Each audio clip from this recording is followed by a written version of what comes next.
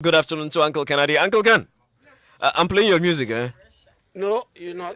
You don't like this type. No. You like them a little slower. We've also been joined by Mr. Jesse Amwejapon. Just to take your seat, let's have a beautiful show. Yeah. Rasta, how you doing? Yeah, Charlie. You good? Rastaman say cool running, you know. Eh? Rastaman say cool running. Your man was here earlier, Stumboy. Yeah. I was asking of you when Stumboy was here. You asked him where I was. Yeah, he said you were gallivanting about somewhere. Yes, of course. I mean, That's what you do. You life gallivant. is short. So you gallivant. You need to, gallivant. Bunt, exactly. Yeah. Okay. But if you George, insist. we have a concert next weekend. He mentioned it. He mentioned it. Oh, okay. Yeah. So he did some good job then. Yeah. Why, you think he just came here to look at the beauty of the studio? I mean, sometimes when he travels out and he comes, he misses you guys. so he you know, brings so- gifts?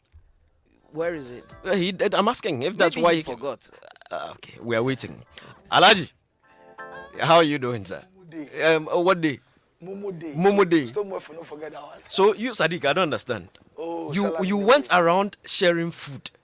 Please, did any of you get any? Uncle Ken, did Sadiq bring any food to your house? Oh, yeah, yes. Okay. Jesse, did Sadiq bring any food to your house? The Showbiz Sadiq. Yes, the one we work with The here. one on Facebook. The one on talking Facebook. About many issues. Exactly. Did he come to the studio ranting. today? Yeah, he's right here, sitting to your left. Sadiq from the house of Dick. Yeah, exactly. Alaji Dick's son. Yes, Uncle Ken. He hasn't answered the question you posed. No, he hasn't. He's been beating about the bush. So, Jesse, did Sadiq bring he you bring food? you food? But even my confusion is telling. So he didn't bring you food? No! Rasta, did Sadiq bring you food? he- Yeah, he- Sadiq, I haven't asked you any questions. Don't talk. Rasta, did Sadiq bring you food? Or have you been bribed? ISIS. You listen. Did Sadiq bring you food? How? Yes or no? He didn't bring you food. How? Okay. Can I answer for him? Please, you can answer for him. So on the mountains of Quaye when I descend, seeth me not Sadiq with a bowl of food in his hand. Hashtag G. B. Finish it. No, I can't finish it though. Just should have added yet. So the joy one will be special. So, Sadiq, how is it that you went to give Uncle Ken food? And like, do you know how Philip Nye starved that day? Only yesterday. Philip Nye no chop breakfast. I know. call Philip Nye because usually we meet at some Labadi place to eat kenke. I call Philip, oh, Balo. Philip said, oh, no, you today sure? Friday. I sure say Sadiq Are go you bring sure food. say Philip will eat the pelo all over town, you know, chop anything. I say, yesterday, let's Eat go the like it. pelo. All over town. All over town. All over town. Hey,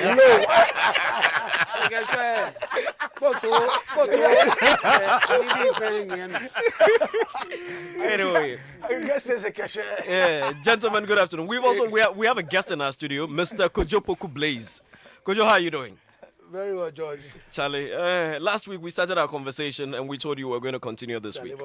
Work better care. So we are going to continue that conversation because it's very, very, very important. So what we're going to do is that we're going to leave the convo for a while, go straight to the phone lines. We've got Rask Halib on the phone lines to give us an update on what's happening with Musica. All right? Okay, so let's do that one right about now. Hello? Hello, Ras, how you doing, sir?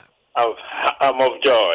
You are live on Joy 99.7 FM. You are live on Yeah. Joy. So I'm doing good. we give glory to Jah. We give glory to Jah. Right, So you right. were here some time back. We had a convo, and you did promise that the elections were gonna go on and all those things. I mean, despite the court case that you lost. So we just wanted to catch up with you and see what's been happening so far. So can you give us an update of activities with Musica?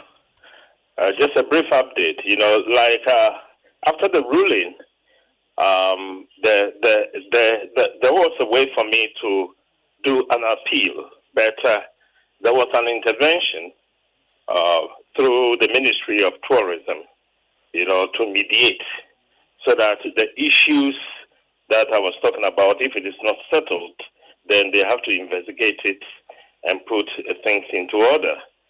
So we had our first meeting on the 26th of April, meaning myself and Musica National Executives and the Ministry of Tourism, represented by the Deputy Minister with the technical advisor from the presidency. So last week we had a following meeting based on the first one, and there was an investigation. And finally, it has come to that we have to use the 2018 Constitution, which was adopted in Cape Coast. They were trying to use the 2015 one. That was where the problem came. Apart from what I would say, they were trying to tamper with it, and it has come to light that one, we are dissolving the election committee. Two, also the regional executives, the regional chairman will bring the list of the members from each region, which will also have the forms that they use to register and duplicate receipt books, to check the authenticity of what do they call it, the list itself. Then also the setting up of the election committee, as based on the Article 11 of the Constitution, which states that one person from each region and 3 from the NEC, which is the National Executive Council. Actually, that was what happened. It took place the other time at the ministry. The arbitration committee is finally doing their report, which will be out by next week, and by then we will have also the audacity, to bring out the final deliberations that we have. But I know we are going to go for elections. First, I wanted us to go to the conference before elections, but I also realized that the conference has to be headed by an elected president. Now we have only acting president who cannot chair the conference. Right. So after the elections, we will go to conference to review and validate the constitution, because there's a lot of errors. Sounds good. So we're going for elections. When are we going for elections? We have not set up the date yet. The date has not been set up yet. Yeah, we are going to do the regional and national elections at the same time. Great. Yeah. Okay, so Ras, we wish you all the best. You're still contesting, right? Come again? You're still contesting for the presidency, Of course, after fighting the battle. You see, the case was not thrown out of court. Okay, it was the headline that the director of communication of the union headline is the case was thrown out of court. It was not thrown out of court. They said that I didn't sued in the wrong capacity. That doesn't mean that everything that I said was wrong. I know that I was 99% right. That's all right. No, Ras, don't worry. Let's not even go back. Right now, we are happy that at least the elections are going to happen. We're going to wish you the very best, and we pray. We pray that may the candidates chosen by Musica representatives and all personnel who have the right to vote, may that person win. And we are wishing you the very best as a brother of this house. And we pray that after the elections, you come back and have a conversation with us. All right? That's good. Okay, Perfect. Ras, you take care. I salute everyone over there too. I give my God bless. today. We salute you as well. Well, and that is Ras Caleb, and from Musica. So that's just a quick update. We're not going to go into the conversations. Let's come back to our studio and then start. So, gentlemen, earlier today I was on I was in a Kropong, and as I've been saying, this will be about the third or fourth time that I'm saying it. I saw a funeral, and it was a pretty big funeral, and well, I counted more than 300. I didn't count, but I could see more than 300 people, at least 500 plus. And yeah, when you got there, you'd be signaled to slow down and all that. And I asked myself, this wasn't the president's instruction, was it? There was a certain quota, a number that you could have.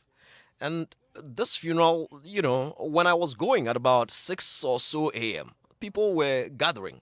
And when I was leaving at about 12, nearly 1 p.m. when I was coming, they were still there. That's way longer than 2 hours, So it got me thinking, our cinemas are still shut. I live in Labadi.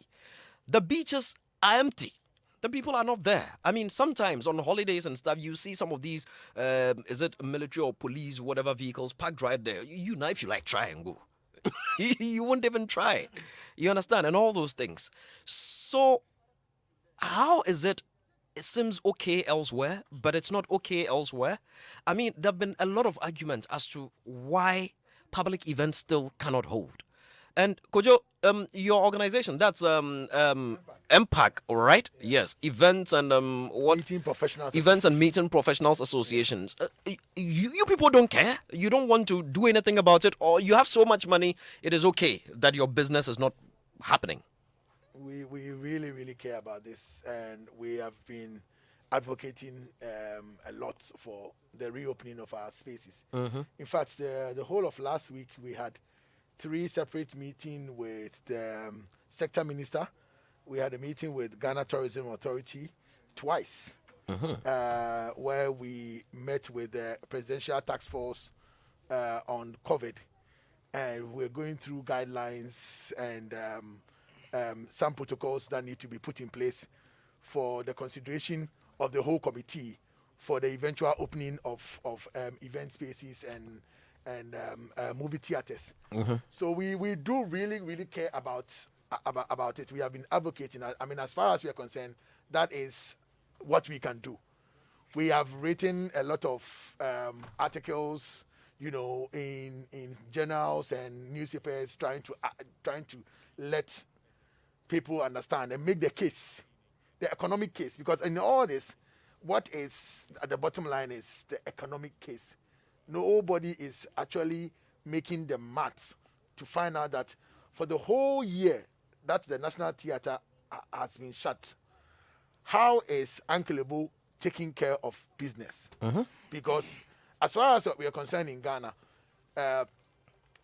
Roverman Production was one of the biggest, theater companies. And every quarter they were doing plays that was filling the National Theatre. Sometimes they have 4 or 5 shows, in a day, and then over 3 days they can make some money to take care of all the other things that they need to take care of. Yeah. So from 16th or so March last year, that the National Theatre has been shut to date. How is Uncle Ebo keeping up? How will he be able to come back? Nobody is having that conversation, which is the conversation that we need to really, really, really, really have. Because otherwise, we will come back, everything has been open, and then we don't have these things anymore. And we all agree that the life that we live without entertainment, it's not possible for us to live as human beings. That is why some of us have been making the argument that the creative and the arts, sector of our economy needs to be given a real look. Last year when COVID hit, MPAC commissioned KPMG to do an actual impact analysis assessment report that clearly showed a rough idea of 20 companies, 20 of the biggest companies in Ghana that day in, day out, event companies, yes, that day in, day out are churning out events and activations and all the other things that you can think of. And the impact was great. But up till now, we are yet to actually have a bite at the cherry, the big cherry that everyone has been having. And for us, we feel like there's a lot more that can be done. So we are still talking to the powers that be. We are still advocating, and we are still pushing for the doors to be open so that we can have some consideration. Because now everything seems open. But until that formal declaration and that formal announcement, the people that spend are still going to hold on to their money. And you go to meetings and you send letters, proposals to companies, and they're telling you, oh, you are shut. You're telling them that, oh, you can see people are having funerals and things. They're like, oh, nobody wants to be that company that does the event that becomes a big spreader or that gets shut by the police. Yeah. Because it goes against image these days. Yeah. Before you realize social media is awash with everything about that event. Yeah. And it goes and you get a big call from your boss somewhere. So until that formal announcement is made, it's going to take really, really a lot to really bring back our industry. Interesting. Sadiq, I mean, you held 3 music awards. You had to go virtual. Yep. What was the loss, the impact of loss? I mean, compared to if you had an event, people bought tickets and all those things. I don't know if you've done the math to look at the amount, or was there any loss at all? We did. It was a major loss. I mean, we basically we didn't make we didn't make the for whatever we spent. We didn't even make a quarter of it. You know, and so even from the whole of last week throughout this week, I've still been trying to manage some bit of the debt, the little debt that was left.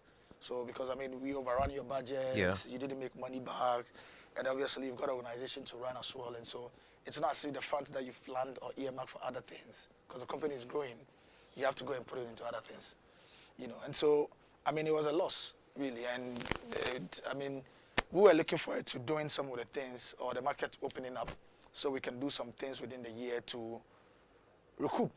Yeah. You know, obviously there's a new reputation that the event has given us, and so if the market was open, we could have just leveraged it and done some few things that would have made our financial fortune stronger. But as it were, it's not.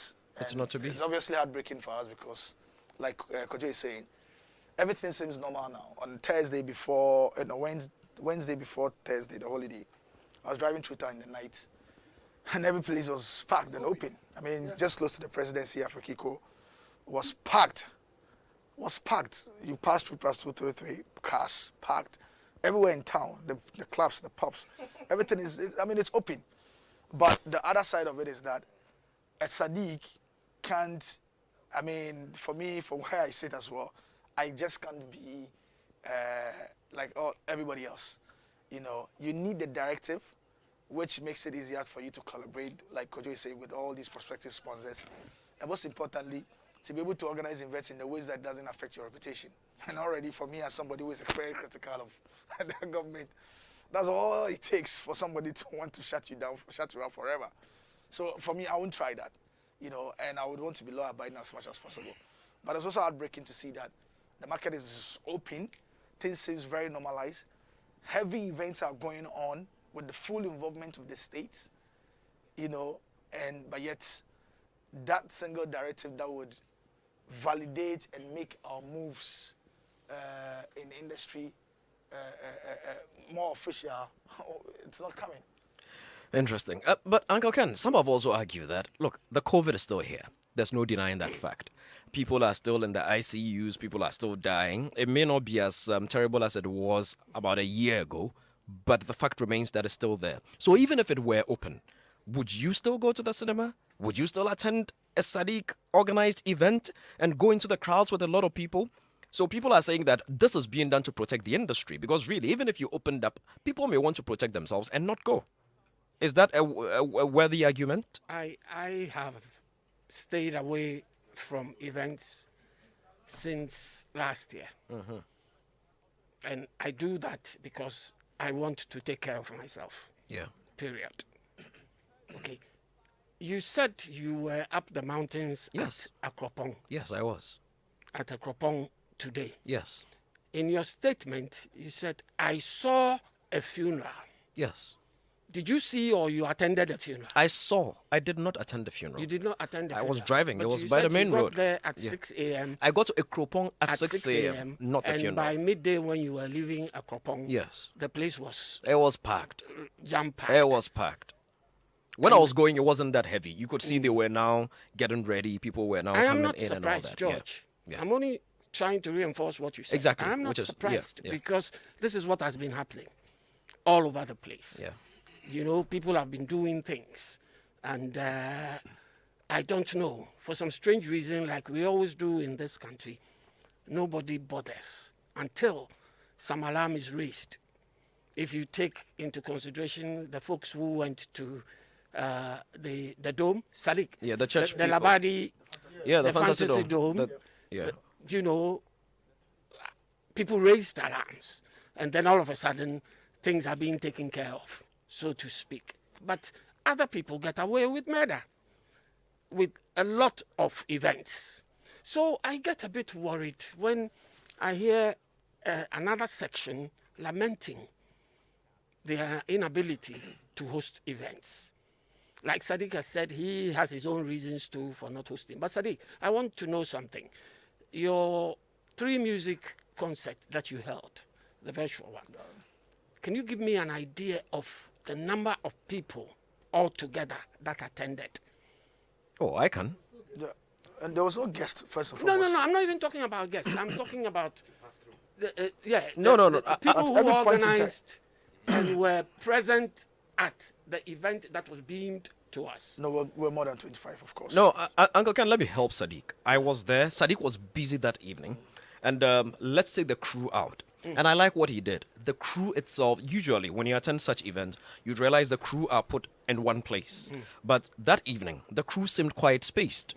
I sat by Kojo a little bit. Kojo had a space, and next to Kojo was the Kojo was sound also crew. there. Yes, Yeah. Kojo provided. Kojo did the Yes, audiovisual. Kojo did the Oh, audio Kojo did visuals. audio- Yeah, Yes, audiovisual. and next to Kojo was Frankie. Then the camera crew were somewhere else. outside. Then there was the OB van outside, and they were outside. well spaced. You understand? So all in all, Oh, I can how say there many were about people were 100. in the production? About 100. About About no, 100. you see, About about 100. 100. But the good thing, Uncle Ken, was that this is not 100 that were static. This is 100 who were coming and going. Yeah, I'm going.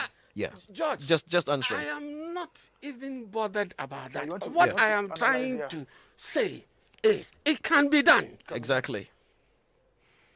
Because from what you have enumerated, Sadiq did exactly what he had to do. But Uncle Ken, at what cost?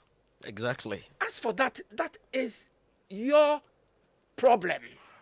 You, the entrepreneur, you have to weigh the odds and ask yourself questions. Whether if I go ahead to do it and deal with COVID restrictions, how much am I going to make? But Uncle Ken, that is the problem.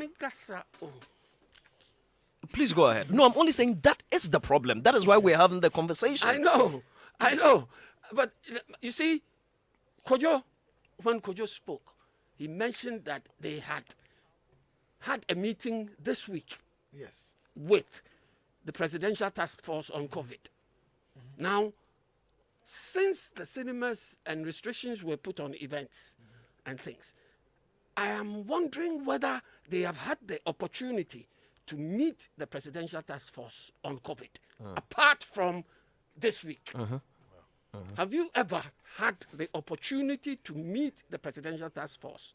Or this week was the first time that you met the Presidential Task Force in itself? I'm not talking about assigns and assignees, people who you go through. No, we've engaged the ministry at the earlier stages, and Correct. We even contributed to the easing up of restrictions the first time, like Exactly. last year. Exactly, I heard that. When I heard that. But you see, my point is, over that past year till now, the issue has always been out there in the media. Open cinemas, do this, do that, do this, do that. Let the president, people like Sokre Safo, Makroke Kumante and co have been chastised for not getting the president to open up these cinemas. And I have been asking myself, is it the duty of the president to say, let us open the cinemas? Or it is the duty of the Presidential Task Force on COVID to advise? I mean, because Now- the work stops for him, that's why. Yes, but you see, that is why I am happy that today I am hearing that the events people have actually got the chance to meet the people who matter, who can convince the president to lift restrictions. I am very happy that has happened, and that is the way to go. Okay. Not to catch you. Okay, go ahead.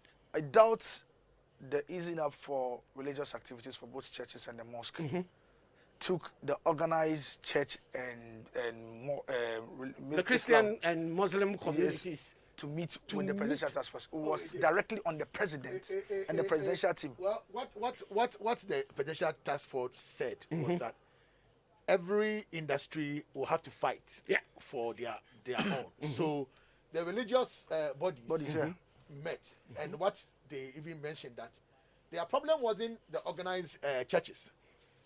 You go to it was the groups. It was the other smaller Thank you. non-organized Exactly. That was churches their problem. who were meeting in classrooms and meeting in anywhere, and they were the ones.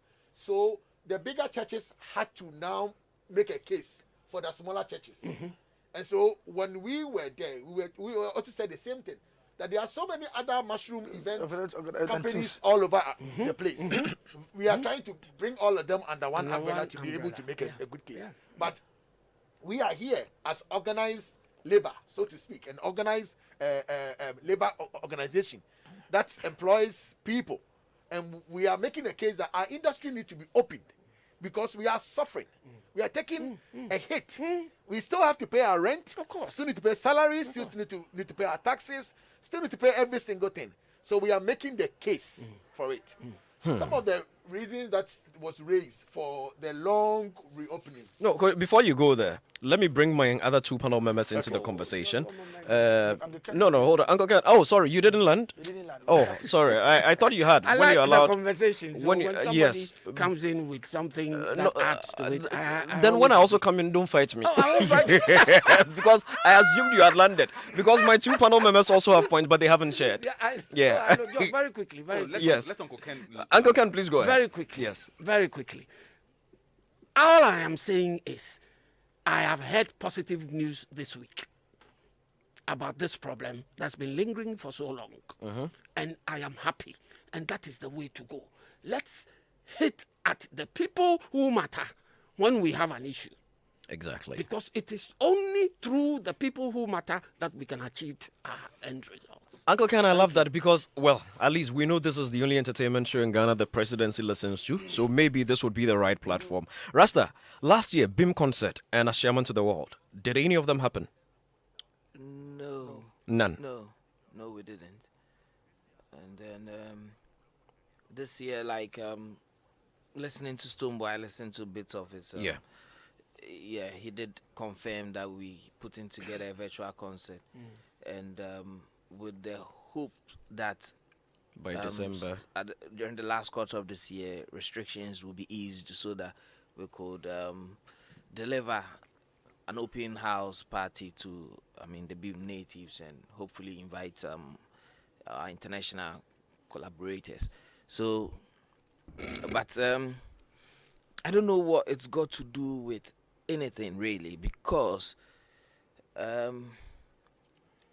when you look at the body, the presidential task force on COVID, and what they are supposed to do with their mandate, as opposed to what pertains on the grounds,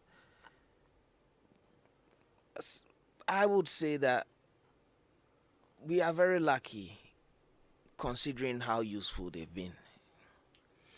Because you see, COVID is a life and death matter. It is. It's not even about the cinema. It's not even about concerts. It's about death. And I live on the outskirts. I do everything there. It's almost as if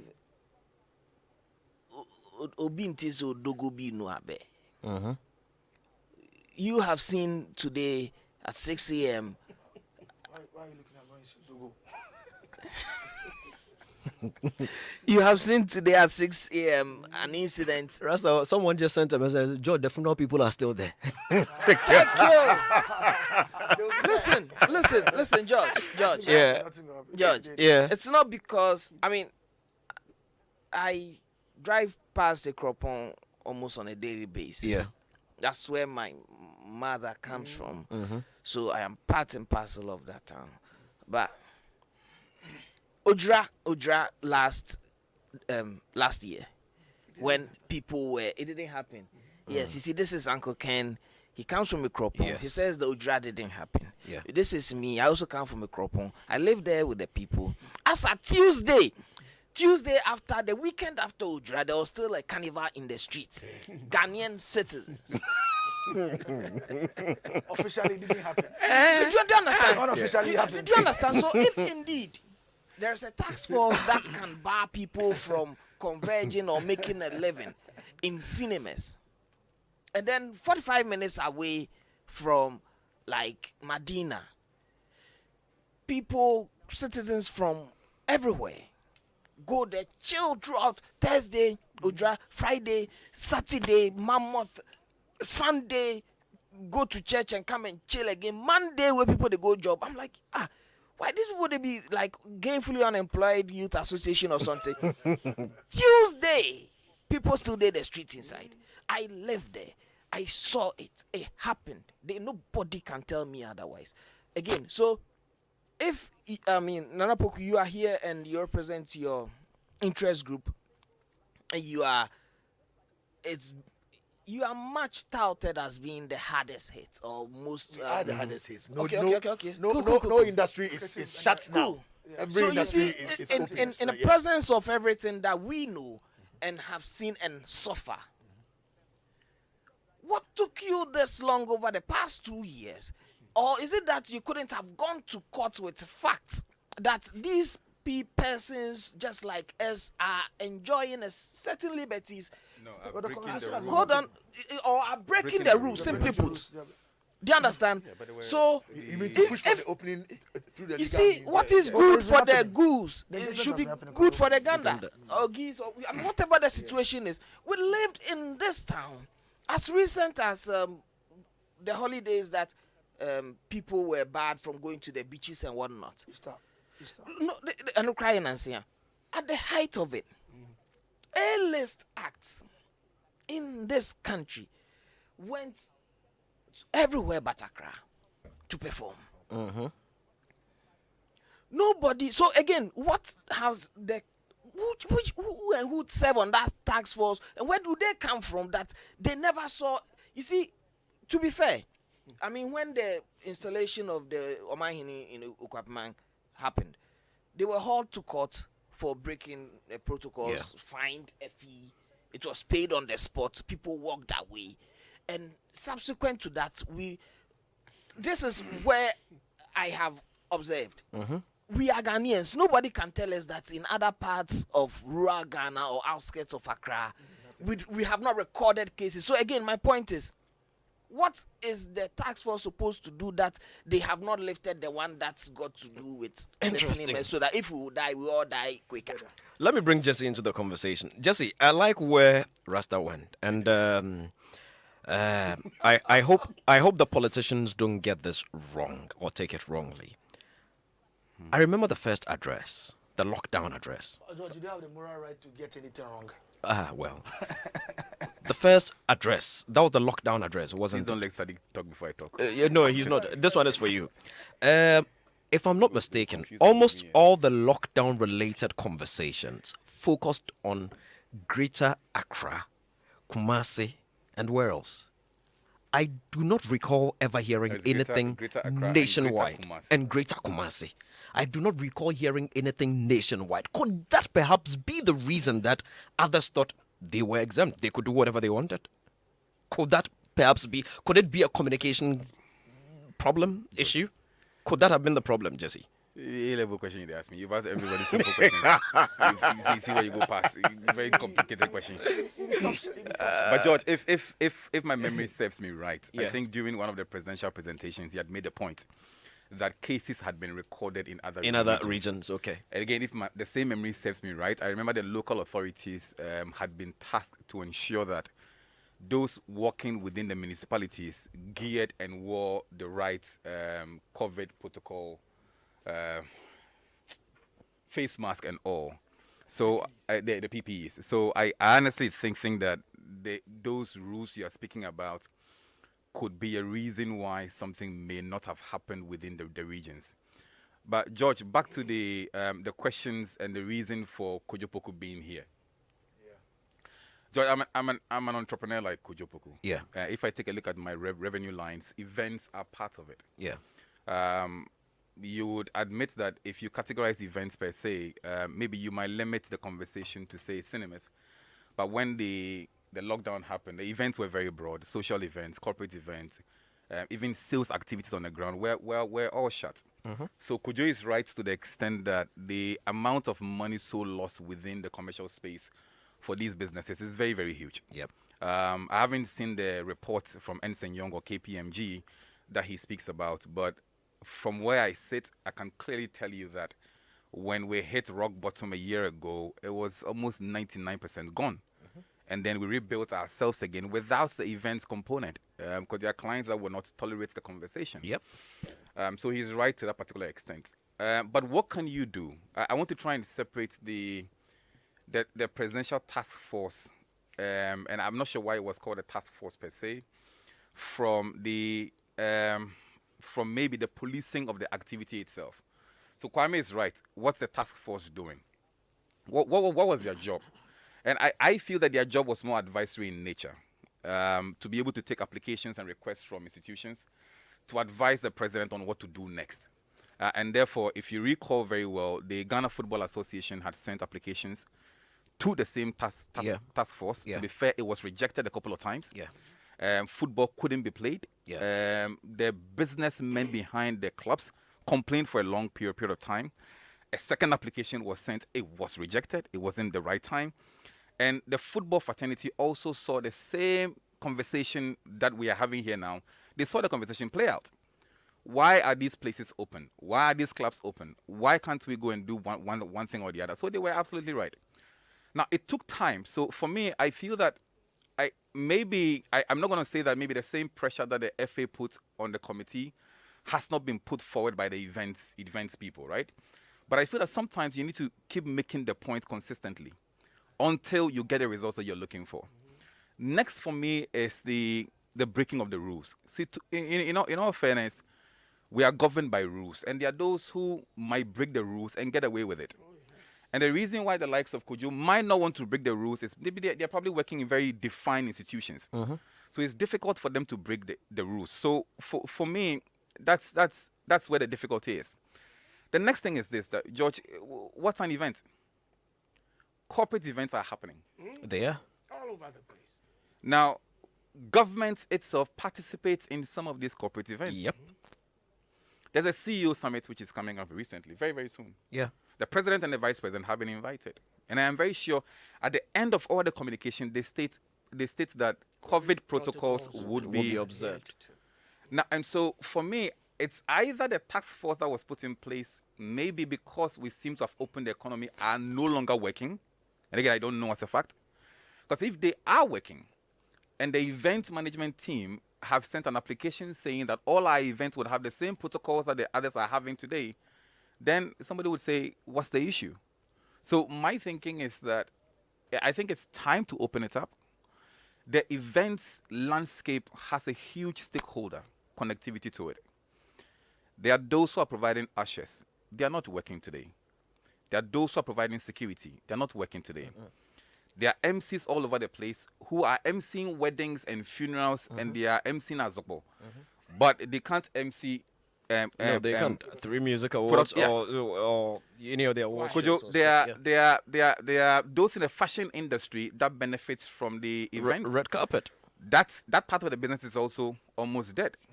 There are those who provide sound engineering, those who provide the sound engineers and stuff. So that entire ecosystem seems to have been brought to a standstill. And for what? If the rules were at play, I would understand. But today, if you go to Kanishi Market, it's running 100%. One time. You go to every lorry station, it's running 100%. The airports are open. So maybe my advice to Kojo will be this.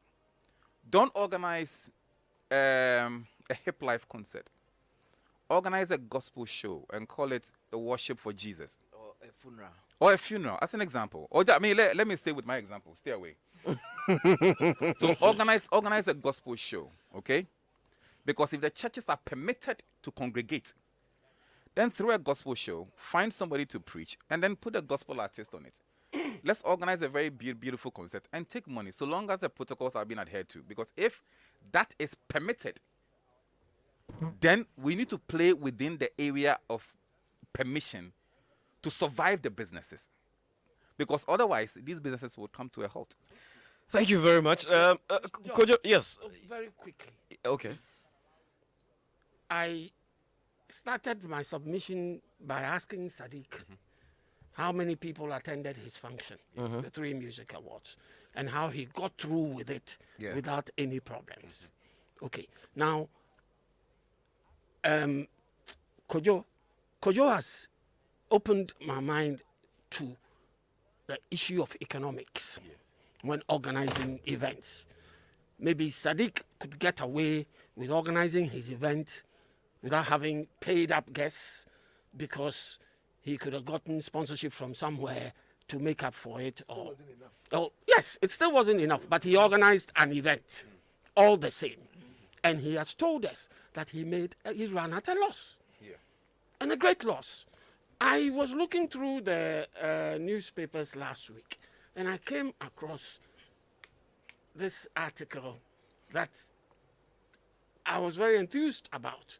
The article was just titled, Shirley Frimpong Manso celebrates mothers with Chasing Lullaby movie. It caught my attention.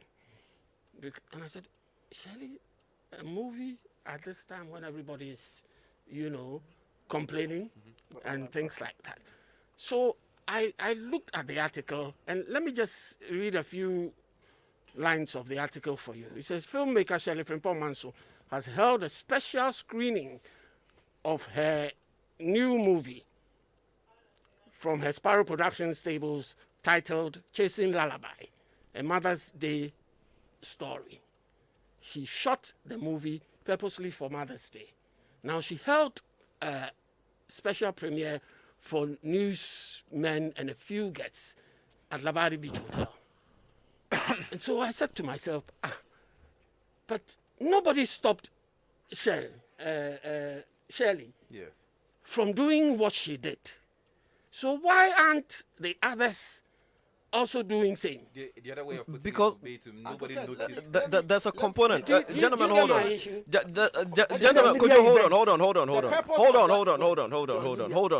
on. Uncle Ken, I get exactly where you're going.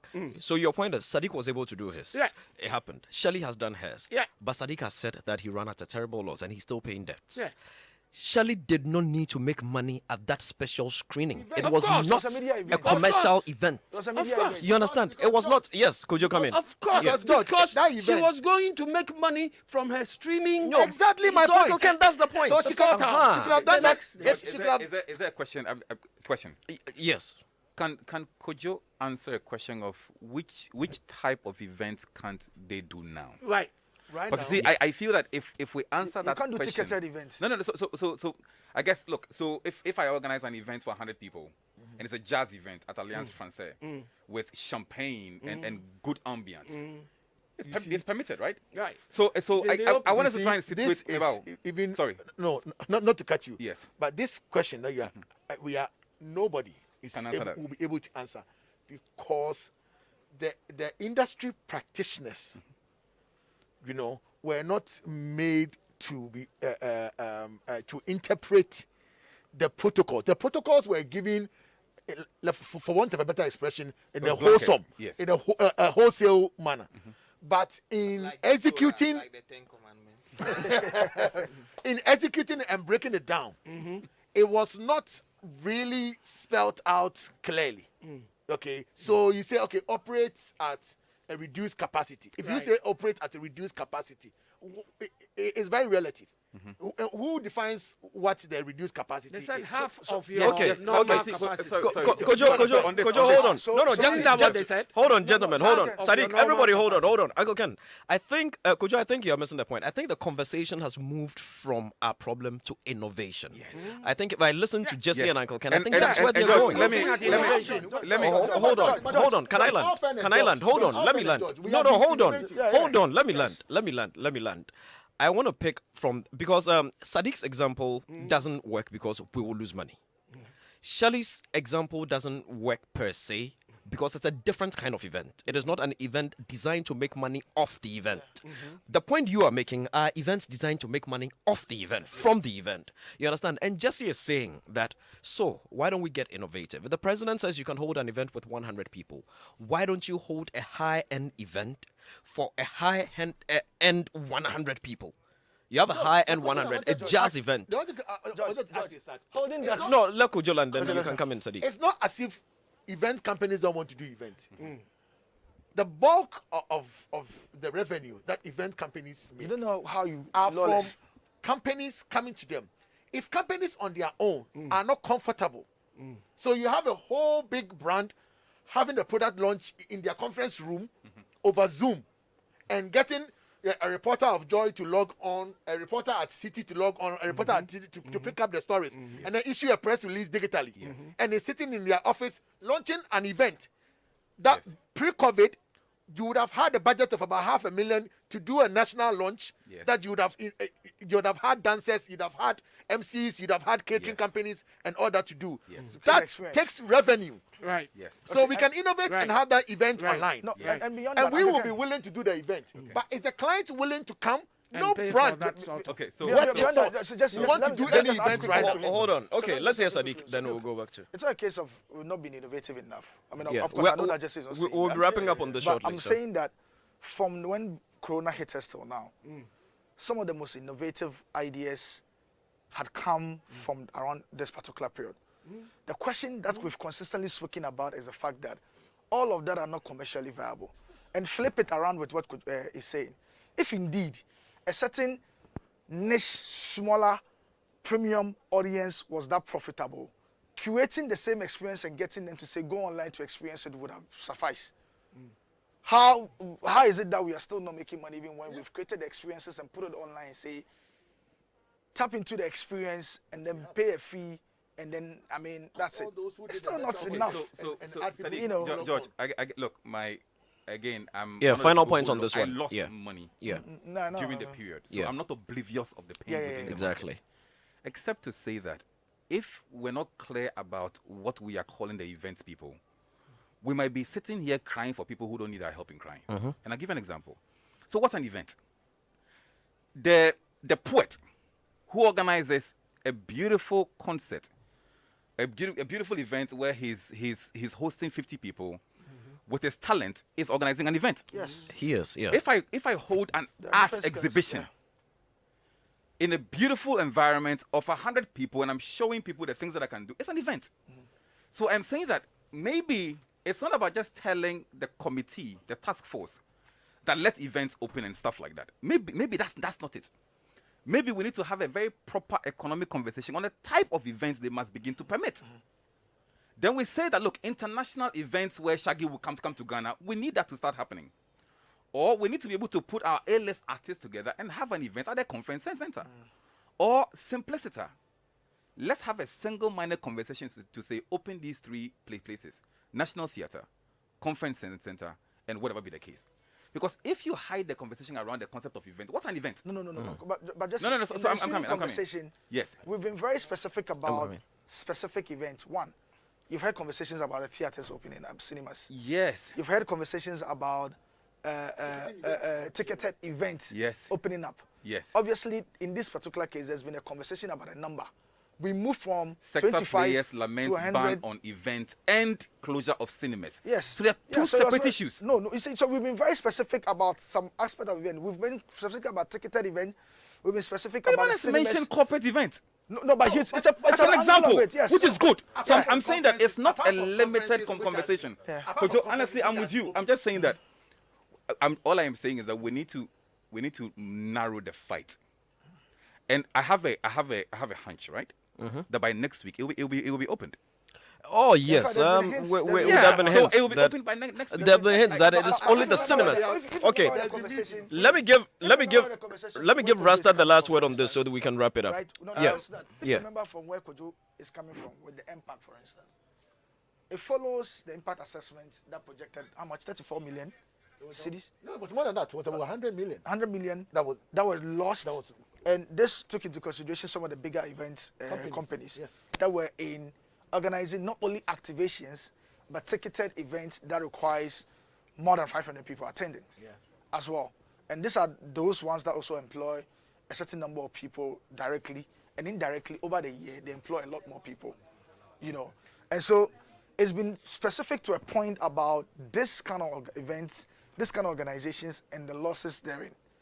You know, so when the conversation was picked up, it was on these things and the fact that Charlie, the losses and what is coming was not going to augur well for these businesses and not obviously ultimately for the economy. You know, so that's been the argument that has been advanced consistently. Let me have the last. Kojo, hold on. Let me. We've gone out of time on this one. We've gone out of time on this one. Let me, Jesse, hold on, gentlemen. Microphones are out. Let me hear Rasta, then I'll hear Kojo, and then we'll wrap up on this one. Okay? We have another major conversation to go into. Rasta, there was a point you wanted to make. Yes. Very quickly. See that. Let's make I go. want Let's you. go. We're running out of time. Yeah. When Uncle Ken started, he mentioned that he had hints of some good news in the offing. Yeah. And that for me, and I'm also aware of some high-profile meetings between the COVID protocol team and some stakeholders. And for me, I am disappointed because it's been we've gone through the worst part of 2 years. The issues that Kwejo has enumerated has been clearer back in the day than they are now. Those who have died or would have perished as a result of hunger, if they didn't die yesterday, I'm sure they will make it tomorrow. See, I think that in as much as your issues are legit and like dire, this is the first time you are coming here in over. I mean, this is not a police station, but you are here because it's gotten to that height where you need to be heard. And I know the energies, the articulation, and whatnot. I think that. Are you the president of your thing? The vice president. Oh. Maybe you people should resign together because you've not proven very, very, like, with regards to this particular issue, very potent. In all fairness, they have been. And my producer and I would in vouch as much how as- many times Kujo has been pushing for this conversation to Ras, happen. Apia You know, I think Kale- we should be fair to them. Apia No, in Kale- all fairness. In all Hold on, hold fairness. on. Yes, I am not. Let me Just give like I am. Rasta, not- let him respond. No, Let him but respond. I'm sitting Yeah. here Okay. more than so that he has the I'm not final cutting you. bit. I'm not cutting you. You are doing I'm not just that. cutting So you. let me finish What and I'm then you saying can is have. that maybe we don't understand the issues. I do not. Do you know that weddings are banned in Ghana? Do you know what the weddings are banned in Ghana? Oh, you're coming What to we read are supposed a to whole do constitution. is Hold a on. blessing that you go to church because churches are open and it's the same priest who will bless the marriage who will also pray for you. You go there with your spouse and you get blessed. That is what is permissible right now. What it means is that all the weddings that are happening right now are illegal. Hold on. So You see if the any football law-abiding situation citizen- that Jesse if any cited. law-abiding citizen No, or any law-abiding George, company, I'm out This of is time not on fair. this. Yeah. You see the football situation Jesse cited Yes. that they probably must have been more proactive with, they were bounced, they went back But and but forth. you've made the point, Rasta, that No, they should be but more he- but it Yes, proactive. doesn't mean that we haven't been. I'm not saying that you people are useless. I'm only saying that. No, you say that considering- we should be sacked. you should resign. No, nobody can sack you. We should You should resign. resign so that we can have a better, Without you knowing the background story. Exactly. No, I Times think they that I we've think- had that yeah. engagement. we are fixing ourselves Okay. in this era. So Raz, you made a point. So, Kojo, we'll be wrapping up. We have to wrap up. I want to give you the final words. What I'm saying is that- if there is a voice out there that is hearing you, that can make a change, what would you like to say to that voice? We are saying that as a business, we are, as an industry, we have been the hardest hit since COVID came. True. And so we are begging with the powers that be to make that clear, definitive statement. To say, one, weddings are open. Apply all the protocols that are done. Because if my company is into decor and somebody comes to me to say they want to do a wedding for 500 people, 300 people, I will say, no, I don't want to do it. Not because I'm not being innovative, not because I don't want to do the business, but because I want to be law abiding. Yeah. And so I'm going to lose revenue because the law states that weddings are closed. When the Minister of Information was interviewed immediately after the 24th statement by the President on COVID, it was very, very clear that wedding was closed. What he said was that if you do it in the church, you are allowed to do it. What it means is that you cannot eat in the church, so you can't have wedding receptions. More about the reception. That No, please, let's let him finish. We don't No really interruption. make money Kojo, finish. as a Yeah. business, as industry. We don't make money off somebody going to church to get blessing. Yeah. Where you make the money from is the the reception, after, yeah. where you have artists performing, you have catering companies making money, you have hairdressers doing the hair of people, you have people. So it's a whole ecosystem of people that are called the event industry that are losing money right now. And what we are saying is that we can apply the same protocol that have been applied elsewhere for other industries to open. Because nobody has sat down to find out how much we are losing. I beg to differ, but I would shudder to think that the United States will allow an event like Super Bowl to die because of COVID. Point well made. Kojo Puku, So thank you very much. we have to make sure that we invest in our events as a country, so that 10 years. No more on this. We're done. If COVID has to go on, Not on this. We're done. We're done. We have to move on. will not We'll die. never finish if we don't. Why end is it. it that? Why is it that caveat. Three Music has losses on their books? If Three Music is not able to bounce back after COVID, we have lost a very, very, very, very, very vital Before part of our COVID, institution. they had losses. Maybe we'll on do their 4 books. years. They All were right, coming gentlemen. up, and they, Thank you very much. Kojo, we are done on this. Thank you very much. I think the point has been made. Yo, we taking over. Step up, you wanna boost over. We're doing the vodka, no soda. Look. It's Showbiz A to Z. We know be yawa. Check this. I tell her no, I won't buy you clothes, I don't get weak.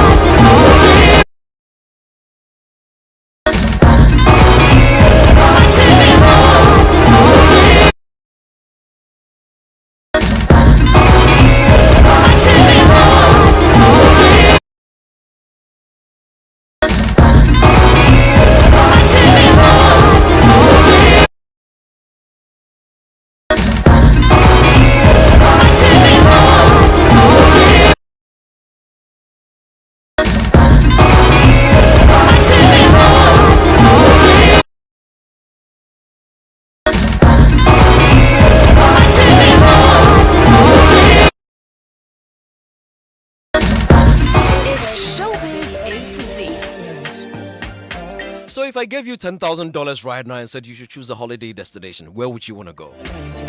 Travel across the continent, many have complained that it's stressful, especially for tourism. In our next conversation, we're going to identify the problems and see how best we can get some solutions so that it's not going to be Dubai, Singapore, Bali, Santorini, or whatever they call it all the time. Let us also find a way to enjoy our continent. It's all for the love of tourism. One company that has been organizing a lot of trips outside. Sometimes you see that they will add Kenya, but at the end of the day, they will definitely go to Dubai. Sometimes you see they add some African 1B, maybe South Africa, but they will definitely go to Dubai. Hey. Mr. Gideon Asare is my man. He's MD at Adansi Travel and Tours, one of the finest when it comes to tourism in GH. I have traveled with them before, and I can testify to that.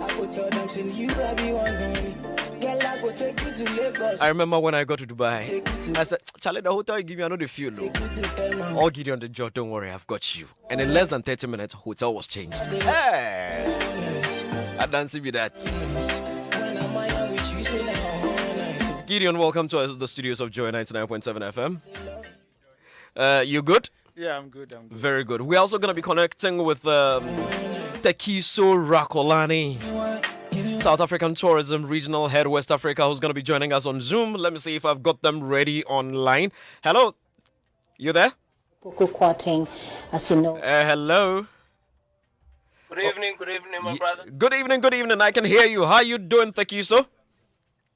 I'm very good on a very cold night in Johannesburg, but I'm good to be back on Joy FM. That is great. Let me see if I got your last name right. Is it Rakolojani? You're very close. It's Rakolojani. Rakolojani. Okay, that's great. I was close enough. Perfect. All right, let me cross over to Lagos and say hello to my one and only Ifedayo Andrew Ogumbayo, Senior Travel Advisor from Nigeria. Hello? Ifedayo, are you there? Ifedayo, your microphone is on mute. Unmute it so that we can hear you. Hello? Okay, hello everyone. Great. Now I can hear you loud and clear. How are you doing, Ifedayo? Very well, thank you. Great. So let us get into it. We are going to start from Tekiso. I'd like to start with you. I mean, South African tourism has been doing a lot in Ghana. You've been doing a lot. I mean, I remember sometimes that they even organize some celebrities all the way into South Africa and everything. But I've also heard people complain that it is very expensive traveling to South Africa. Airline costs, hotels, and everything. So for that reason, they'll choose other places. I mean, for a country that spends so much trying to attract people into the country, why is it so expensive? Firstly, thank you for having me, my brother. It truly is a pleasure to be joining.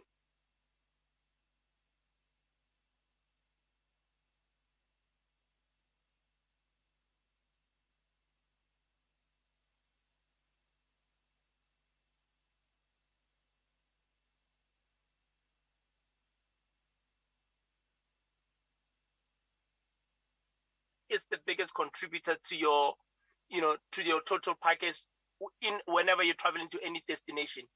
Every other cost that becomes following your airline ticket becomes experiential cost. And I call it them experiential cost because from there you can determine exactly what your affordability levels are. Because for a hotel, you've got an option from 5 to 1 star. So there your costs are variable. You then have the type of experiences that you want to experience. Depending on the variety of experiences that you want to experience, therein again becomes the things that will drive your cost, whether up or down. Now, for us as South Africa, we call ourselves a value for money destination. So if you're going to pay X amount cedis to travel to South Africa, one thing that you are guaranteed when you come to South Africa, you are going to get value for money. So for every CD that you spend, you are going to get double the experience when you come to us. So what we always encourage people to do is, more so when they're working with our partners in the market, is make sure that the package or the experience that you're buying talks directly to the type of experience you want to have in South Africa. Because if you're going to spend that much money and you are in South Africa for a week, you are definitely going to get your value for money. That's interesting. So in a nutshell, what we are saying is look at the value you are getting, because South Africa, you're not going to come to South Africa for 2 to 3 days. You want to come anything between 5 to 7 days, because you really are going to get maximum value for your investment. So for you, it is an argument of value as against cost. Let me come to the studios right here in Ghana before I cross over to Lagos, Nigeria, and speak to Gideon. Gideon, I mean, Adansi Travel and Tours is one of the biggest in Ghana. You have organized a lot of tours in and out of Africa. Tell me, which is more expensive, tours within Africa or tours out of Africa? I think I would say Africa is more expensive. Why? Than other parts of the world. It's, travel consists of flights, accommodation, transportation, food, and entertainment. Right. So the component that raises the cost in Africa, the first one is the flights. And with the little knowledge that we have, we've seen that when we ask, it's more about the taxes. The tax system is so huge. I mean, in Europe, when you do flights across the continent, is so cheap. In Asia, it's very cheap. In other parts of the world, but here, if you want to go to, let's say, Senegal, from Accra, you might pay so much more than going to maybe a place like Dubai. So the flight alone is very costly. And then when it comes to the accommodation, it is also very costly in Africa. It's also because of the standards that we have. So you see that most of the African hotels are really not ready for tourists, but rather catering for business guests. So I can use maybe Accra here. You see that most of the hotels, the 80% of their business are for business guests. If a conference is happening in Accra, and the conference is in Accra, whether you like it or not, if the accommodation is $300 or $400, you come because the conference is in Accra. But for tourists, he's always having options. Yeah. Tourists will tell you that what is the cost. If you give him the cost, is he giving options? Can I get option for Dubai? Can I get option for Europe? And then if the Dubai is cheaper, he end up buying.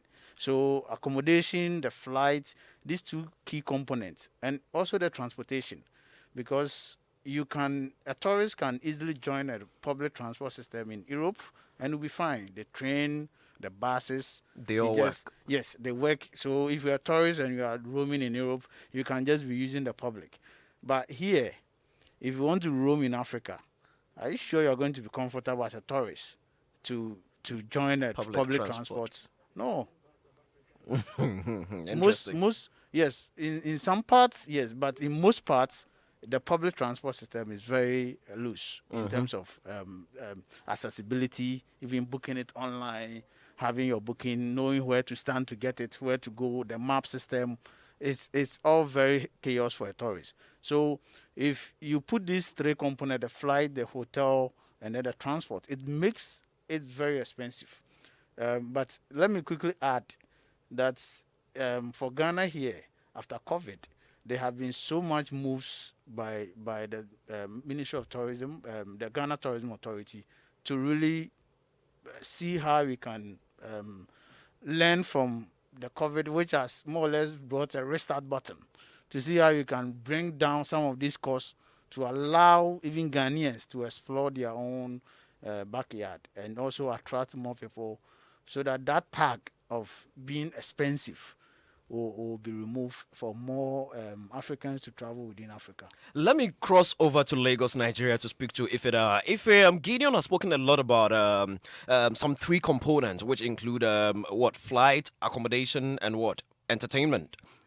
Pretty interesting conversations there. But others have also complained strongly about accessibility, visas, and stuff like that. I don't know if you have any experience you'd like to share, or if people have complained to you that getting about in Africa from one country to another country in itself makes traveling within Africa unattractive? Yes, thank you very much. I would say Africa is one of the top wishes for a lot of travelers. But you see, those factors we are discussing are the ones making it less attractive for a lot of people to go to. And visa, I had, is one of the problems, one of the challenges we have.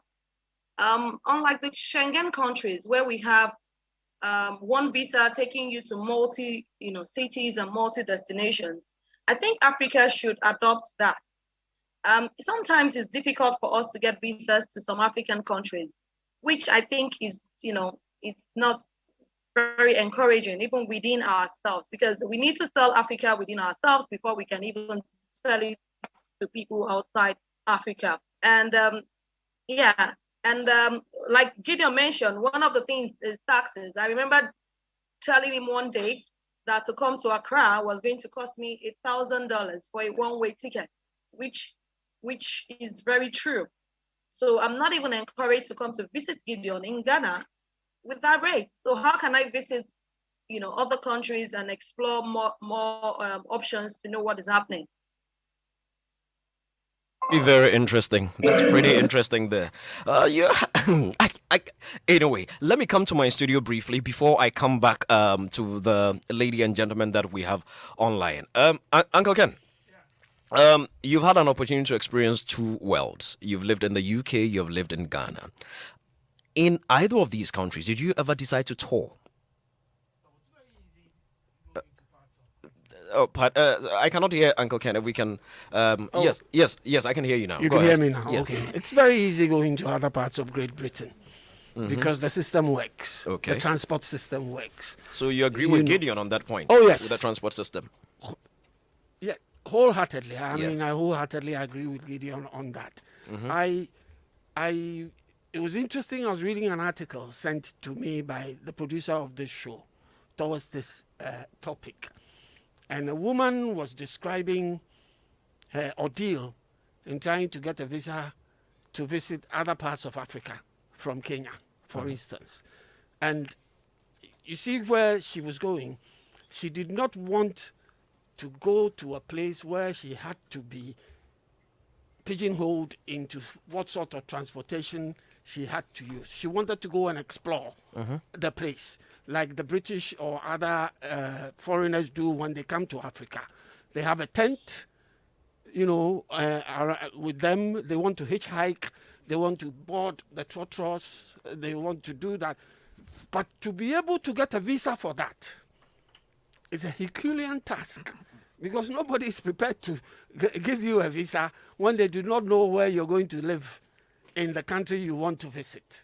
So she found that a problem, because there are a lot of people who would gladly go in groups if they could get visas to go and hitchhike in another country and explore the country. But these things are not available to us in Africa. For say, the white people come and enjoy us. Because they come, and Ghana is one of the countries that is visa on arrival. So, the people do not have problems getting into Ghana. But we as Ghanaians have problems getting into other parts of Africa, because it's not all African countries who have visa on arrival status. And so these things have to be sorted out. But I ask myself, for how long will it take to have these things sorted out? Because we've been speaking about this for ages. You mentioned South African tourism. Yes. They came to Ghana. I mean, through them, I was able to visit South Africa on 3 occasions. Through South African tourism. I don't think there's any African country that advertises tourism more than South Africa. Them. Yeah. But then what has happened to them as we speak today? They're also struggling. Because the airline, for instance, is not in existence anymore. So there are issues, and we need to resolve these issues if we want the tourism industry to boom. Yeah. They didn't organize a National Day of Prayer. Tekiso, are you there? Thank you. So unmute your microphone and help us a little bit. I'm here. What I'm happened to here, your I'm here. what happened to your airline, South African Airways? It appears we don't have it in Ghana anymore. Well, so about a year ago, just before the lockdown happened, South African Airways went into business rescue, and it's been a very tough period for the airline. But I am very happy and comfortable to say, in the next few weeks to a month, I think we are going to hear some really good news about SAA, both in Accra and Lagos. And I believe we are really going to be, all of us are going to be glad to hear the news that are going to be coming out of South Africa about SAA. So yes, at the moment we are indeed experiencing challenges with SAA, but I am happy to say that within the next few weeks to a month, there will be good announcements that will be coming out of the airline about its operations back into the market. That is great. But yes, indeed, yeah, we are looking forward to that. It's going to be a good time in West Africa. That is great. Thank you very much, Tekiso. And for our viewers who are watching us live on Joy Prime, we'll be wrapping up in a bit. Let me say a very special thanks to each and every one of you that have been watching us on Joy Prime. It's been another exciting edition of Showbiz A to Z right here on Joy 99.7 FM and on Joy Prime and online at www.myjoyonline.com. Always endeavor that if you're going to leave TV or you're going to leave your radio, you have the My Joy Online app on your mobile phone so that you can listen to us anywhere you are in the world. Just go to online radio or television, navigate to Joy 99.7 FM, and every Saturday from 2 to 6 p.m. you can catch us right here for exciting editions of Showbiz A to Z. Do enjoy the rest of our programs on Joy Prime, and of course, you're going to catch us again right here on this very channel next week. But we are not off air yet. We are still live on Joy 99.7 FM and live online. You can even catch us live on Facebook. Go to look for Joy 99.7 FM, hashtag Showbiz A to Z. The show continues and we're discussing tourism, how to find easier and more convenient ways to travel across the continent. And I'd rather be... I'll be crossing over to South Africa again. I'll be speaking to a brother of mine. Sydney Hashi is Innovation Specialist with the UNFPA, East and Southern African Regional Office. Prior to that, he was with the British Council in Ghana.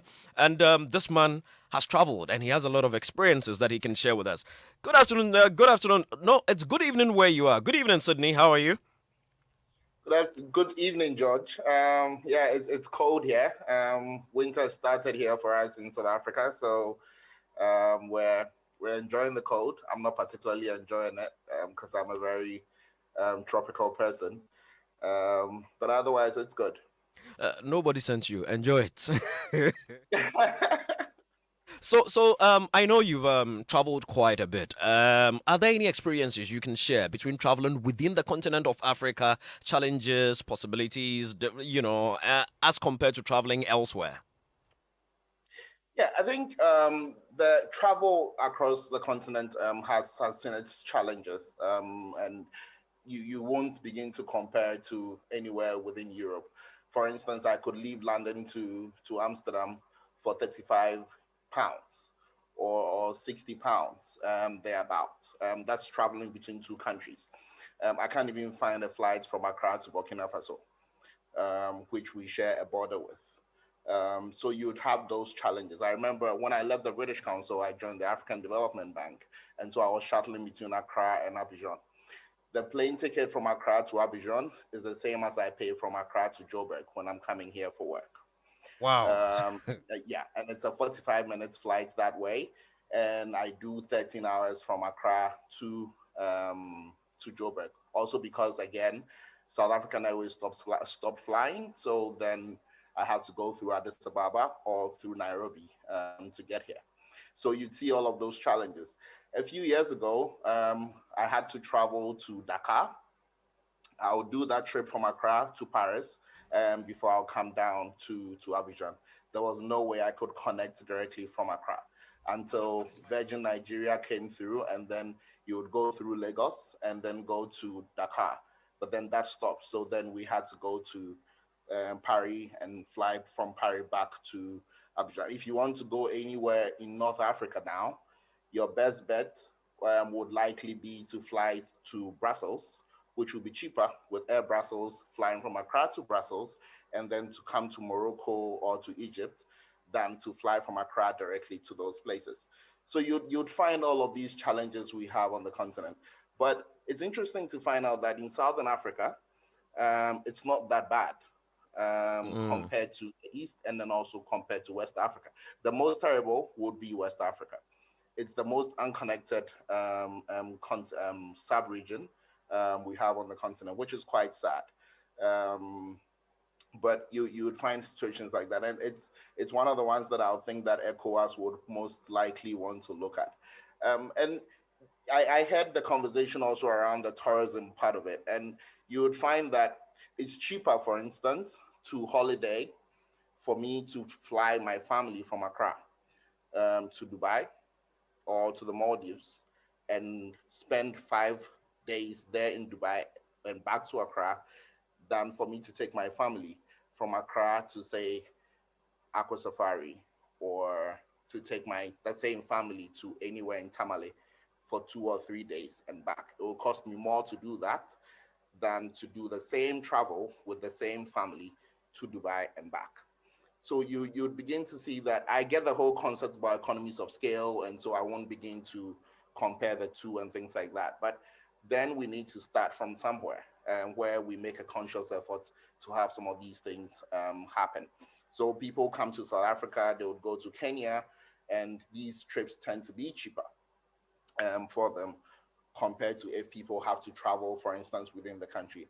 And some of these challenges, I think with time, they would get better, I hope, with COVID slowing down and countries beginning to open up. Things are probably, hopefully going to get cheaper for us to travel on the continent. But it's quite a shame because we have such a beautiful continent, and you'd think that we would spend a bit of time to allow people to see it and explore it. I mean, it's been 2 years of COVID. We still cannot move by road officially from Accra to Abidjan, from Accra to Lomé or Burkina. The borders are still closed. Road, yeah. And I did that drive many times. It's such a beautiful trip to do by road, but you cannot do it now because the borders are still closed. Reasons you cannot just understand. Interesting. You've just said something. You've just said something that has. South Africa, they have quite a number of borders that are closed, but they've opened a few, and those few allow people to use them. So if you want to travel to Ghana, they would say these are the only borders you can use. Sydney, hold on. These are the ones you can use. Hold on one sec, Sydney. If you can hear me, Sydney. You said you've done the road trip across. It looks like Sydney cannot hear me. Hello? It looks like Sydney cannot hear me. Okay, so let me bring the conversation into the studio. We'll try to get Sydney back again to see if he can hear me. Let me bring the conversation into the studio. My panel are here. We have Sadiq Abdullah Abu Gideon from Adansi Travelers here. Mr. Jesse Amwe Japong, a FIBA Consort CEO, is here. And Kwame Rasta is also here. Sadiq. Gideon. Gideon wanted to make a point. Oh, no, let me go around. I mean, I need to hear from the other people. I'll get to Gideon shortly. Uncle Ken, you made a very, very solid point, and you sort of agreed with what Gideon had said earlier, especially regarding the transportation. Sydney has also mentioned the same. Jesse, I don't know if you've had any such experience. Are you also one of those who would rather take your traveling experience? No, I mean, are you also one of those who would rather that kind of experience, take your family out of the country for a holiday instead of out of Africa on a holiday instead of within Africa because it's more expensive to travel in Africa, like Sydney mentioned? So I'm the opposite of Sydney. I like to be home. Okay. I like to spend my time in Ghana. I love my house. I like to be at home. So I'm probably not the ideal person in terms of a proper traveler. Okay. Except that in the small places to the small destinations that I've been, it's very clear the cost factor and what the limitations might be. I know we don't have a lot of time, so I would like to humbly pass my time on to Gideon. For Gideon to use my time to give us proper education on the sex sector. Okay. So next time when we have enough time, then maybe on the sector. So when we have enough time, then we can get into the details. One person who I know in this room travels a lot is Kwabe Rasta. Where does he travel? Local. Yeah.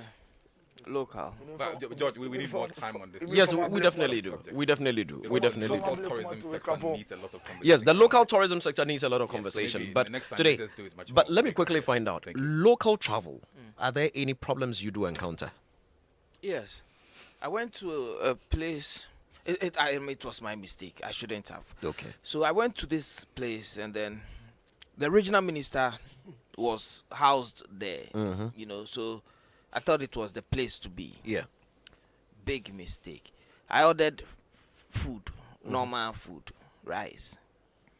When it came, nenyinya. And then, yeah, so.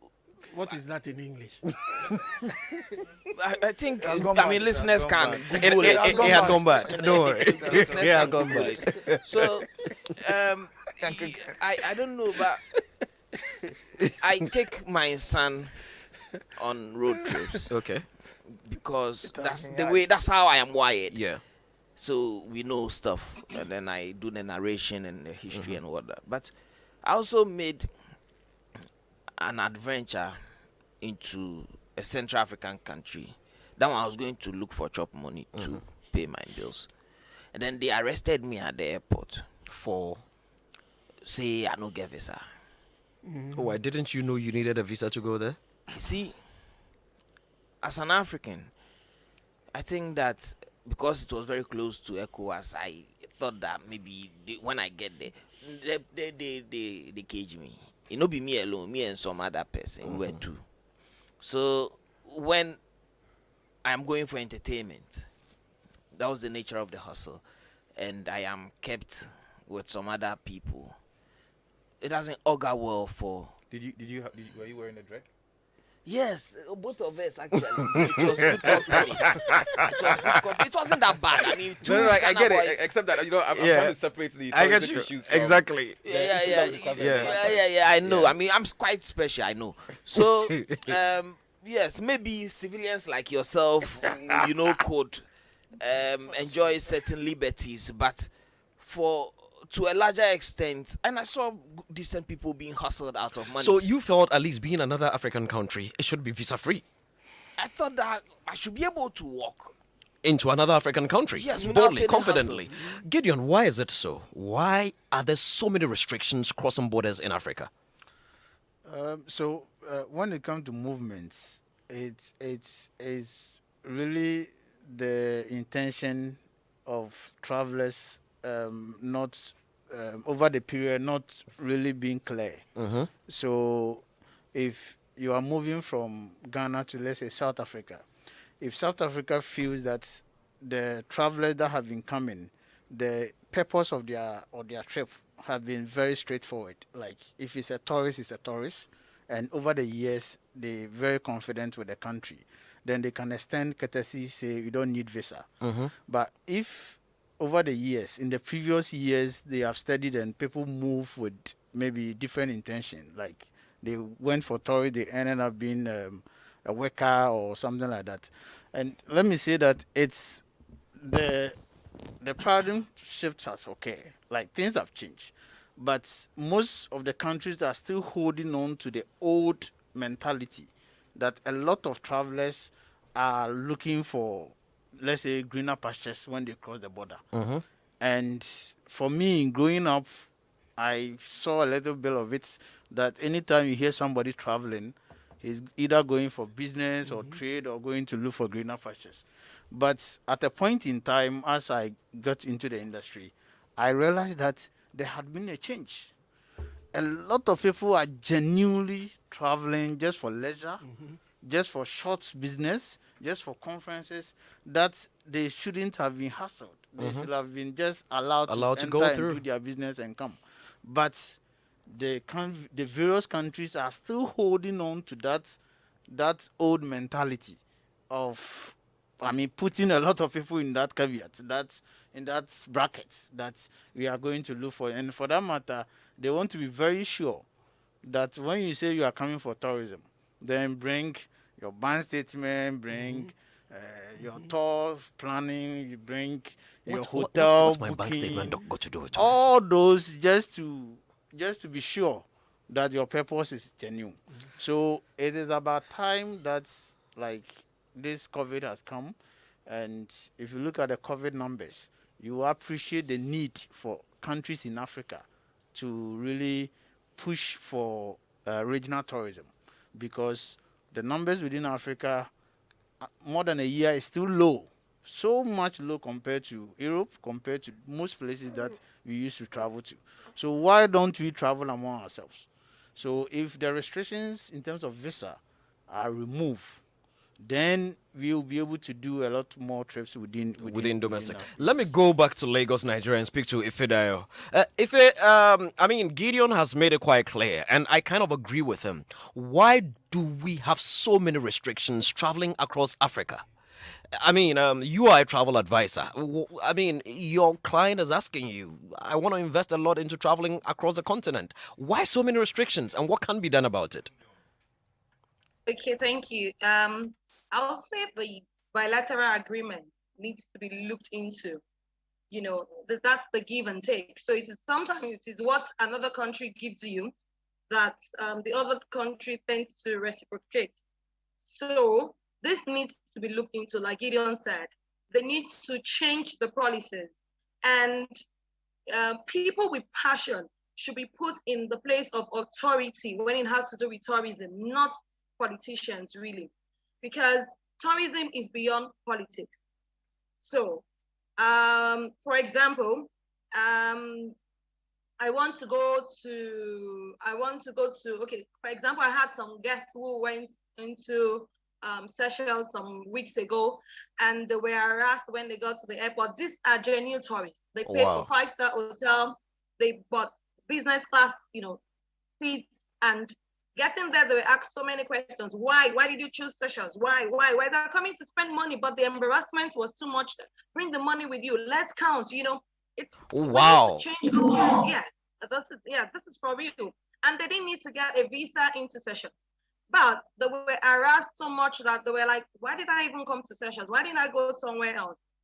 But the truth is, this was just like a destination that is opened now, and people want to explore. People are tired, and we have only very few countries that are opened now.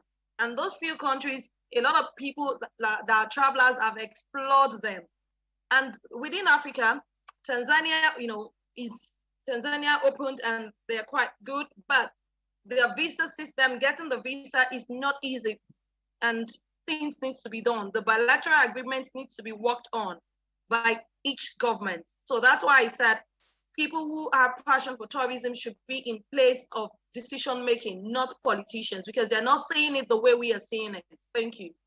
Thank you very much. Let me go to Tekiso. Tekiso, I mean, same question, really. I know if I wanted to travel to South Africa today, I cannot do that without a visa. But I'm African. You're my black brother. Why would I need a visa to come visit you?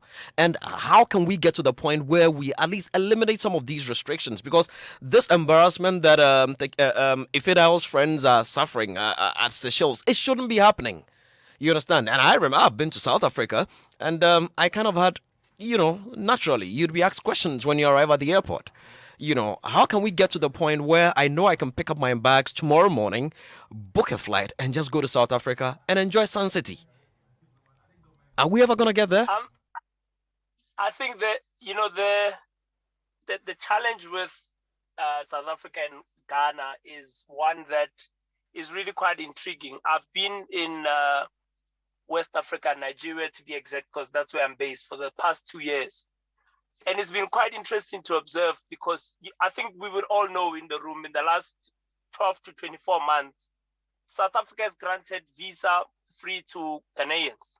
So as things stand, South Africa has granted visa free for all Ghanaians coming to South Africa. What has not yet been implemented, though, is the ratification of that visa waiver to Ghanaians. And the last I had, which was around February last year, just before COVID, when we were doing our engagements in the market with the then High Commissioner, The ratification process was ongoing and it was being led by the Ghanaian government. I do not know where things stand at the moment, but be that it may, Ghanaians still need a visa to come to South Africa. So I don't know what is happening on that legislative front. I do, however, want to mention that one of the things that we pride ourselves on from a South African perspective is we've got a very efficient embassy in Accra. And by far, the colleagues there, we work with a lot of trade partners that are selling packages to South Africa. Yes, I'll be the first to admit that there have been challenges, but once the visa officials or the immigration officials get their hands on the problems, they're very quick to resolve them. As South African tourism, of course, our ideal situation would be a visa-free, because then we would get more Ghanaians coming to visit and enjoy South Africa, because we are all Africans, and the more Ghanaians that come and spend holidays with their families in South Africa, that is what we would like to see. Do I believe that would be something that happens in the future? I'm very optimistic, and I would like to see that happen. Until that happens, as South African tourism, we work with our trade partners in the market to make sure that those that are wanting to spend their holidays in South Africa, including the upcoming summer, they do come and have a joyful experience. More so as we've all been cooped up during this lockdown, and some of us have had cabin fever and we're just wanting to get out. So we look forward to welcoming Ghanaians in South Africa. And if there are any visa challenges, please reach out to us. Our information is out there in the public, and we are willing to work with anybody and everybody that's willing to come visit South Africa for holiday. Good point. Solid point there, Takiso. Let me come to Gideon in the studio. Gideon, I don't know if you've been following this visa-free thing between Ghana and South Africa? No, I think that there's so much misinformation about that. Okay. Like from my agency point of view, you get so much inquiries, people who even buy their tickets thinking that there's visa-free to South Africa. Yeah. And they get to airport and they are not allowed to board. Yeah. Because Takiso says the process is not finished. So it's not finished, but there's so much misinformation in the media about visa-free. So if the person Googles visa-free or South Africa, he will get it, including Wikipedia. Yeah. There's the including misinformation in Wikipedia. So if you Google, South Africa is listed as visa-free for Ghanaian passports. And so people buy their ticket and they get so as of now you need a visa. And I must say that the visa process to go to South Africa, I think it doesn't match with the kind of investment they make in publicizing their tourism. Tell us. Because every day I hear about South Africa tourism on air, on Joy FM, and then you want to take people, and the visa process is I think is ridiculous. Why? I mean, what do they ask for? The kind of people who will travel and spend money in your country are those who do not have time. The kind of people who you will benefit from when they visit are those who just don't want hassle in the process of acquiring a visa. So if you want me to bring that kind of people, you have to make your process easy. And that simple thing, Dubai got it. That's that simple thing. Dubai got that. Look, if I can issue e-visas to people, then the agencies or those who are traveling can concentrate on their work. So you, George, you want to go with your family, you have tight schedule here, you want to concentrate on your work, make money, and go and spend. Not to go to bank to get bank statements, to go to VFS to make personal appearance of submission. How? So, and the annoying part is that when you have gathered all these things... The frustrating part. It shouldn't be annoying. It annoys me. No, it shouldn't. It annoys me. It's a frustration, I understand, but yeah. So when you have gathered all this and you get to the VFS, and then they tell you that your statement was printed 4 days back. So you are not accepting it. It should have been printed 2 days back. Can you imagine? And just for that reason, I can't accept your document. And then you have to come back.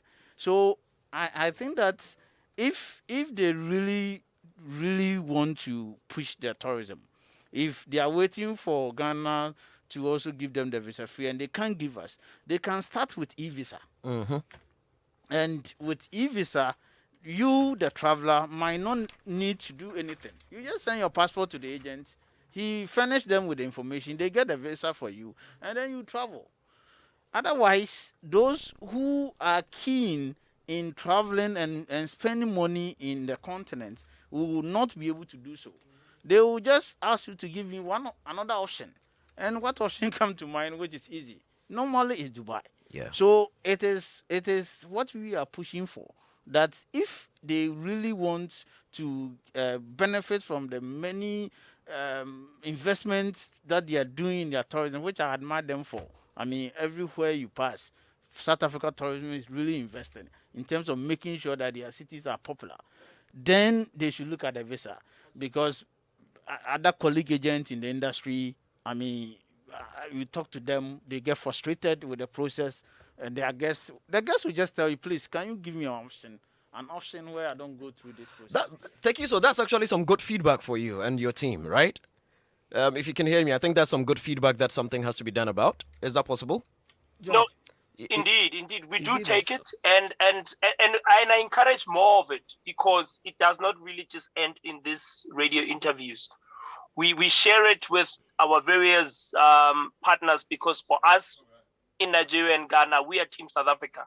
So I think you would have known, for example, in Ghana now we've got a new High Commissioner, and she's very passionate about tourism, about the diplomatic ties between South Africa and Ghana. And what we want to do is facilitate the ease of movement of people, the business bilateral, relations.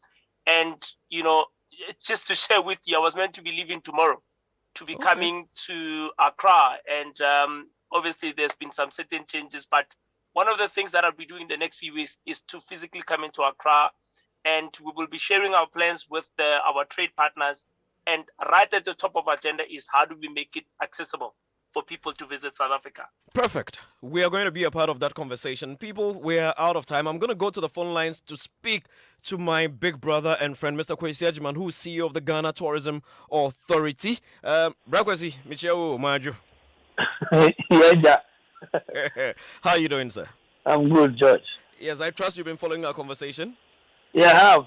Interesting program as always. Thank you very much. So we're trying to understand why it is so difficult to travel within the continent of Africa. For tourism, I want to go to Kenya, I want to go to South Africa, I want to go to Uganda, and there's so many restrictions, so many, I don't know, from your perspective, where do you think the problem actually lies, and how can we solve it? Very briefly, because we would have to... All right, thank you. I believe, I wouldn't say the problem lies in one particular area. I think generally we all have agreed. I mean, last week, for example, there was a meeting of African CEOs virtually of tourism to look at how Brand Africa can interrelate properly. And so if you take the issue of visas, that is one issue, the issue of infrastructure. For example, airlines, sometimes it's easier to go through Europe to another African country than to try and connect. I mean, you would have wished that all African countries are connected through flights or through railway, through other means of transport. But that has been difficult. We have started off with West Africa, for example, the project called the West Africa Integrated Travel. Over the last few years, we've taken about 3 or so road trips. And if you go through Ghana, Togo, Benin to Nigeria, the number of roadblocks that you will see, immigration will stop you, customs will stop you, drug enforcement will stop you, so many stops. Very true. And that is frustrating. I mean, a journey that can be done in 8 hours, sometimes you do it over 20 or if you're lucky, 18. Yeah. So the question is, how do we clear these roadblocks? And that is what we've been working at. Because we realize that the airlines, for example, between Ghana and Nigeria is our number 2 market in terms of arrivals. It's bringing in passengers, but a lot more could do if there was, for example, a direct rail to Lagos, or if by road the roadblocks are not there. And so those are some of the things that are hurting us. I mean, visa issue within ECOWAS is no longer an issue because there's a free movement of goods and services. But I think we have to look at it continent-wide. And the first step has started with this meeting that we had last week. We've been engaging on, for example, the regional blocks. You have the ECOWAS one, you have the East Africa one, and then you have Retosa, which is the Southern Africa one. And now we are saying let's all try and see how we can interplay properly and make sure that our people are able to travel within the continent. Ofa, would say thank you. We're totally out of time, but we're going to continue this conversation again because there's an aspect that focuses totally on tourism in Ghana. So we'll find the right time and invite you into the studio so that we can have that conversation. Thank you very much, Mr. Kwesi Agyemang. And thank you very much, Gideon. Thank you so very much for coming. I'm still looking forward. You owe me one trip, so I'm still looking forward to that trip. Uncle Kennedy, thank you very much. Jesse Amwejapon, thank you. Kwame Rasa, thank you. Sadiq Abdullah Abu, thank you very much. We connected Ghana, South Africa, and Nigeria. Special thanks to my brother Thekiso Rakolojani, South African Tourism Regional Head for West Africa based in Nigeria. And